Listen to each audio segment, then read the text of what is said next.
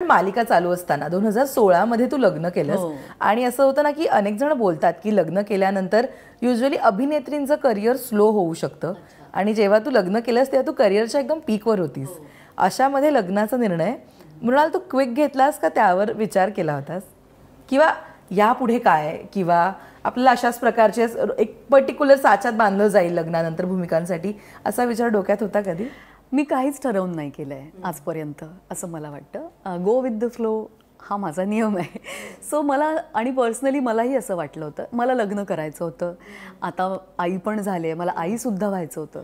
So मला त्यात काही वावगं वाटलं नाही आणि मला असं वाटलं की हे लाईफटाईम असतं करिअर म्हणा किंवा काय. म्हणजे हे तुमच्या आयुष्याचा एक भाग आहे, ते तुमचं पूर्ण आयुष्य नक्कीच नाही आहे. सो मी ते डिफरन्शिएट करू शकले ऑफकोर्स. आणि तेव्हा मला माझं वय होतं तेव्हा 28 वगैरे आणि तेव्हा मी अगदी ठरवलं नव्हतं की लग्न करायचं आहे वगैरे. तो निर्णय मी आईवडिलांवर सोडला होता. पण नीरजसारखा मुलगा आल्यावर मग मला वाटलं की आता वेळ नको वाया घालवायला, हीच ती वेळ आहे. सो मग मी तो निर्णय घेतला. पण त्यानंतरही माझं करिअर थांबलंच नाही ऑफकोर्स. त्यानंतर मग असं सासर मी केलं, हेमन बावरे केलंस.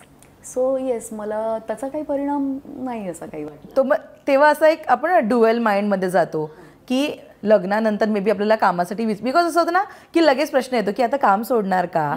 अजूनही हे विचारलं जातं कोणाचं की आता काम करणार का लग्नानंतर. पण बट ऑब्व्हियस आता हे कूल आहे, सगळेच जण काम करतात, पण हा प्रश्न येतो. तेव्हा तुझ्या डोक्यात होता हा प्रश्न? हा प्रश्न माझ्या कधी डोक्यात आलाच नाही बिकॉज मला माहिती आहे की मला काम करायचंच आहे आणि मी करणारच आहे. आणि नीरजचा मला टचवूड मला खरंच खूप सपोर्ट आहे. त्याच्याकडून मला असं कधीच बंधनं वगैरे त्यांनी घातली नाही की आता तू लग्न झालंय तर आता तू असं वाग तसं वाग किंवा आता तू हे नाही केलं पाहिजेस.